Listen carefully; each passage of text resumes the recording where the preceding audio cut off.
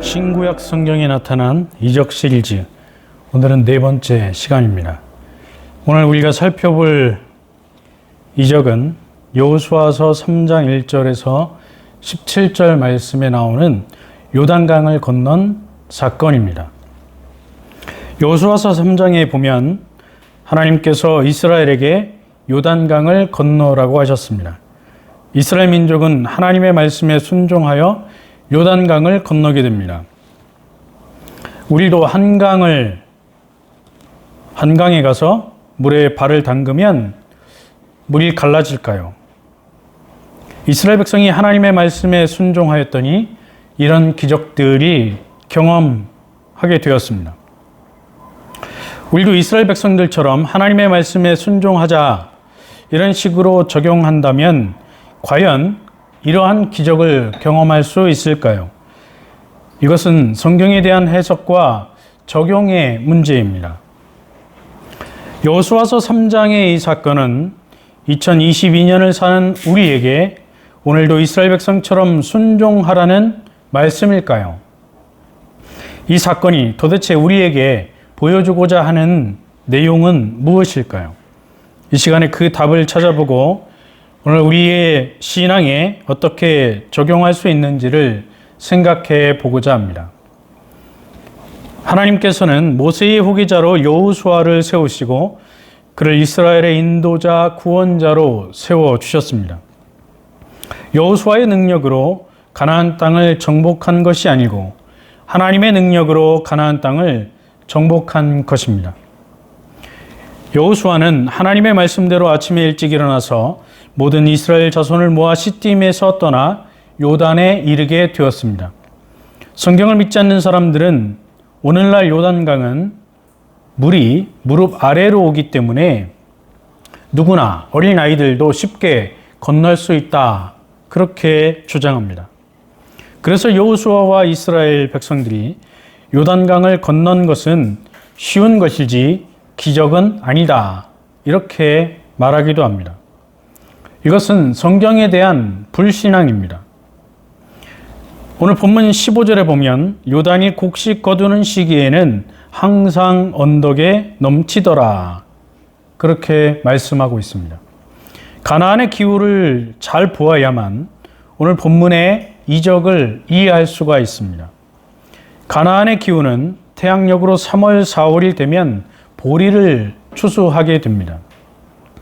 그리고 5월과 6월이 되면 밀을 추수했습니다.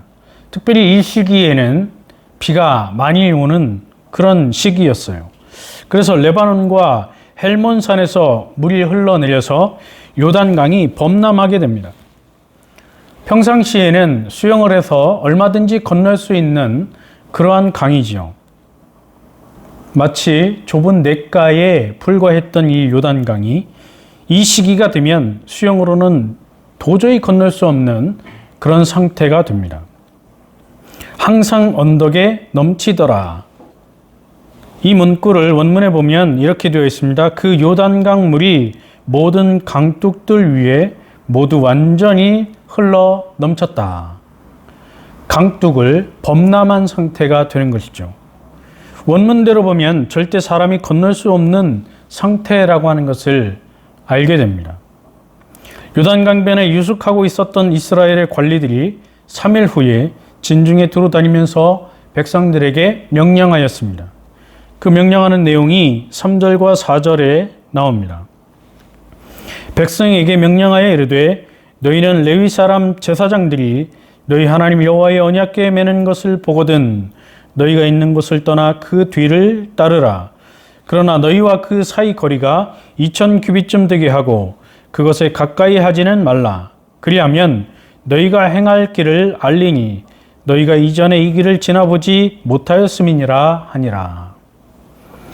이 말씀을 자세히 보면 레위인 제사장들이 하나님의 언약궤를 메고 앞서 가라고 말하고 있습니다. 그리고 그 뒤를 따라서 이스라엘 백성들이 진행을 하고 있는 것이죠. 그러나 제사장들과 이스라엘 백성들 사이에는 거리를 두어야 했습니다. 같이 가거나 앞서가거나 바짝 따라가서는 안 된다라고 하는 것이죠. 거룩하신 하나님의 언약궤가 진군하기 때문에 백성들은 가까이 가면 죽게 됩니다. 언약궤라고 하는 것은 하나님의 임재를 상징하는 것이죠. 죄인인 인간은 하나님의 궤에 함부로 가까이 갈 수 없습니다. 죄의 문제를 해결하지 않고서는 하나님께 나갈 수도 없고 궤에 가까이 접근할 수도 없는 것이죠. 그래서 언약궤와 이스라엘 백성들 사이는 거리를 약 2000규빗 정도 뛰었습니다. 2000규빗은 약 1km 정도 되는 거리를 말하는 것입니다. 본문 5절에 보면 여호수아가 또 백성에게 이르되 너희는 자신을 성결하게 하라. 여호와께서 내일 너희 가운데에 기이한 일들을 행하시리라. 여호수아가 또 제사장들에게 말하여 이르되 언약궤를 메고 백성 앞에 건너라 하매 곧 언약궤를 메고 백성에 앞서 나아가니라. 여호수아는 백성에게 성결을 명령했습니다. 여기 성결이라고 하는 단어는 카다시라고 하는 히브리어 단어입니다. 정화하다, 정결하게 하다, 거룩하게 하다 그런 뜻을 가지고 있어요. 그런데 히브리어 원문을 보면 히트파엘 명령법으로 되어 있습니다.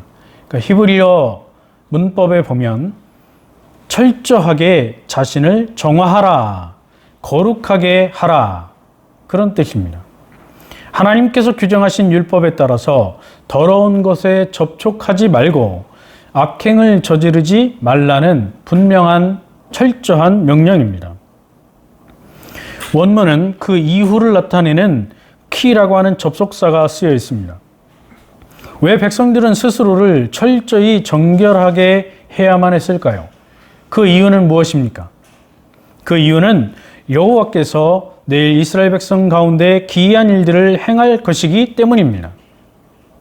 또 여호수아는 제사장들에게 언약궤를 메고 백성 앞에 건너라 이렇게 말하고 있습니다. 그래서 언약궤가 백성 앞에 진군을 하고 있는 것이죠.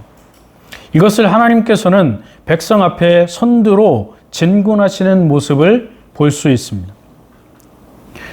백성이 선두에 나가거나 여호수아가 선두에 서거나 한 것이 아니지요. 하나님께서 백성들 앞에 직접 이스라엘 백성들을 이끌고 인도하시는 모습을 보여주고 있는 것입니다. 마치 전쟁에 나갈 때 왕이 군사들 앞에 직접 나서서 백마를 타고 달려가는 그런 모습을 연상하게 하는 것이죠. 하나님께서 이스라엘 백성들을 승리로 이끌고 계신다라고 하는 것을 상징해 주고 있는 모습입니다. 그러므로 이스라엘 백성들은 하나님을 따라가기만 하면 되었습니다. 승리는 하나님께서 주시는 거예요. 하나님께만 승리가 달려 있습니다.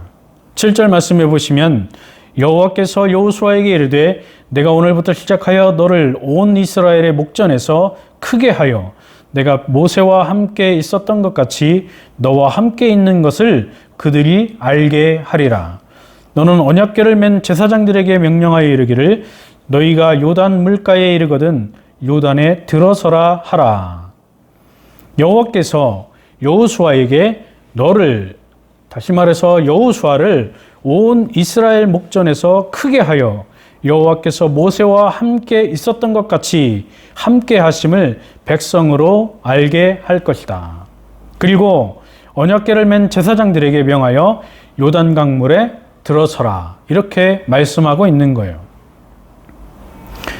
우리는 이 말씀을 볼 때 그냥 건너가면 되지, 무슨 능력이 필요하고 무슨 기적이 필요한가 이렇게 생각할 것입니다.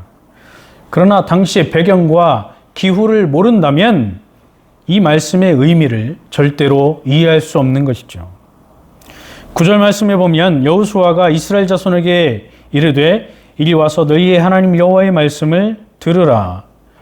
또 말하되 살아계신 하나님이 너희 가운데 계시사 가나안 족속과 헷 족속과 히위 족속과 브리스 족속과 기르가스 족속과 아모리 족속과 여부스 족속을 너희 앞에서 반드시 쫓아내실 줄을 이것으로써 너희가 알리라. 이렇게 말씀하고 있습니다.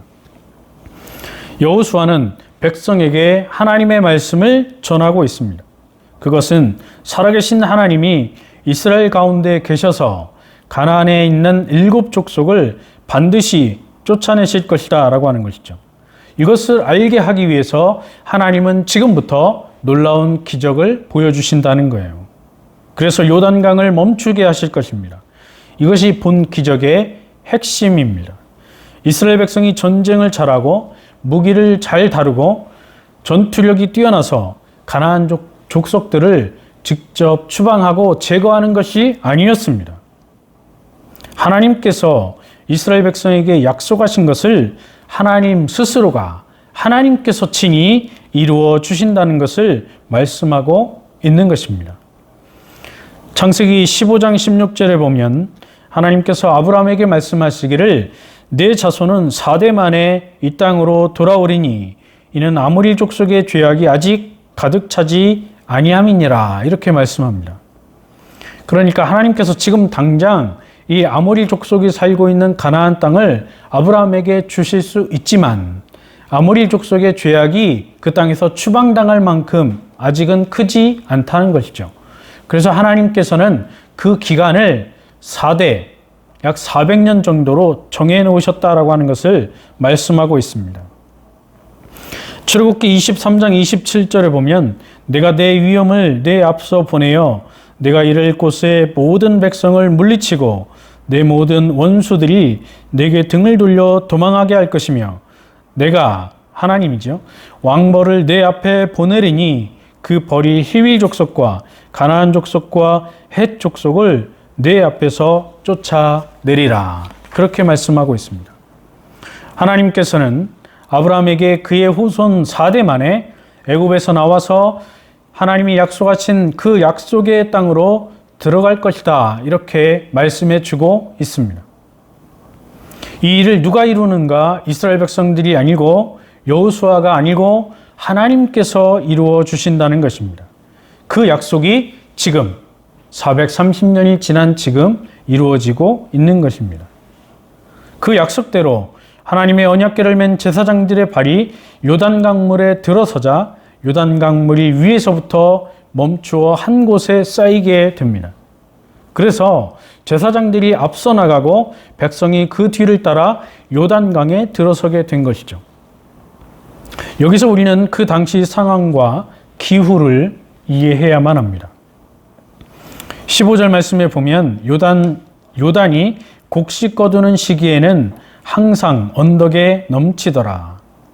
궤를 맨 자들이 요단에 이르며 궤를 맨 제사장들의 발이 물가에 잠기자 곧 위에서부터 흘러내리던 물이 그쳐서 사르단에 가까운 멀리 있는 아담 성읍 변두리에 일어나 한 곳에 쌓이고 아라바의 바다 여메로 향하여 흘러가는 물은 온전히 끊어짐에 백성이 열고 앞으로 바로 건널세 여호와의 언약궤를 맨 제사장들은 요단 가운데 마른 땅에 굳게 섰고 그 모든 백성이 요단을 건너기를 마칠 때까지 모든 이스라엘은 그 마른 땅으로 건너갔더라. 이렇게 말씀합니다. 요단강이 곡식 거두는 시기에는 항상 물이 넘쳤다라고 하는 것이죠. 홍수가 났다는 말입니다.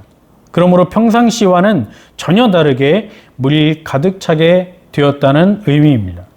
누가 감히 홍수로 가득한 그 물을 건널 수 있을까요? 그런데 그 상황에서 제사장들이 궤를 메고 강물에 발을 넣자 물이 그치고 한편에 쌓이게 되었습니다. 16절에 보면 사르단에 가까운 매우 멀리 있는 아담 성읍 변두리에 일어나 한 곳에 쌓이고, 이 말은 요단강 상류에서 흘러내리던 물이 한 곳에 멈추어서 벽을 이루었다라고 하는 것이죠. 그리고 계속 보면 아라바의 바다 염해로 향하여 흘러가는 물은 온전히 끊어지매라고 말합니다. 다시 말해서 하류로 흘러가는 물은 말라버렸다라고 하는 것이죠. 그래서 요단강의 바닥이 완전히 마른 상태로 드러나게 되었다라고 하는 것입니다. 그렇게 강물이 멈추어 서고 백성은 요단강을 자연스럽게 건너갈 수가 있었습니다. 그러면 이 사건의 목적은 무엇일까요? 본 기적이 우리에게 주고자 하는, 하나님이 이 기적을 통해서 우리에게 알려주시는 보여주시고자 하는 그 목적은 무엇이었을까요? 그 목적은 우리에게 너희도 강물을 멈추게 해보라, 혹은 너희도 강물을 건너보라, 그러한 의미가 아닙니다. 이 기적의 목적은 다른 데 있습니다. 그것을 본문은 분명하게 우리에게 가르쳐주고 있습니다. 본문 7절에 보면 너를 온 이스라엘의 목전에서 크게 하여 내가 모세와 함께 있었던 것 같이 너와 함께 있는 것을 그들이 알게 하리라. 다시 말해서 하나님께서 여호수아를 이스라엘의 구원자로, 지도자로, 리더로 세우셨음을 알게 하기 위한 목적을 가지고 이 기적을 보여주신 것입니다. 두 번째로 10절에 보면 또 말하되 살아계신 하나님이 너희 가운데 계시사 가나안 족속과 헷 족속과 히위 족속과 브리스 족속과 기르가스 족속과 아모리 족속과 여부스 족속을 너희 앞에서 반드시 쫓아내실 줄을 이것으로써 너희가 알리라. 이렇게 말씀합니다. 다시 말해서 하나님께서 약속하신 대로 가나안 족속을 반드시 쫓아내실 것이다. 그것을 보여주는 것이 이 기적의 목적이었습니다. 여호수아가 혹은 이스라엘 백성들이 자신의 능력과 자신의 무기와 자신들의 능력으로 쫓아내는 것이 아니고 하나님께서 친히 아브라함에게 약속하신 대로 가나안 족속을 그 땅에서 쫓아내어 주실 것이다 라고 하는 것을 보여주는 사건이 바로 이 기적이라고 하는 것이죠. 이제 결론을 맺어보겠습니다. 하나님께서 아브라함에게 약속하신 가나안 땅을 그의 후손들에게 주셨습니다. 하나님께서 친히 그 땅을 그들에게 주신 것입니다. 이스라엘의 능력으로 차지한 것이 아니고 하나님께서 은혜로 하나님의 능력으로 주신 것입니다. 이것은 장차 신약의 하나님의 아들 예수 그리스도 안에서 하나님의 나라와 영생을 주신다는 그림자이고 예표의 사건이었습니다. 그래서 우리는 요단 강물을 멈추게 하신 사건 자체에 집착하지 말고 그 기적에 집착하지 말고 그 사건을 통해서 이 기적을 통해서 약속을 이루어 주시는 그 하나님을 발견해야 하는 것입니다. 그리고 그 하나님께서 약속하신 대로 신약의 하나님의 아들 예수 그리스도를 보내주시고 우리들을 영원한 하나님의 나라, 영생의 나라로 인도해 주실 것을 믿는 믿음이 중요한 것입니다. 우리는 이 기적을 통해서 이 진리를 발견하고 하나님의 나라에 소망을 두는 우리 모두가 되어야 할 것입니다. 오늘 강의는 여기까지 하겠습니다.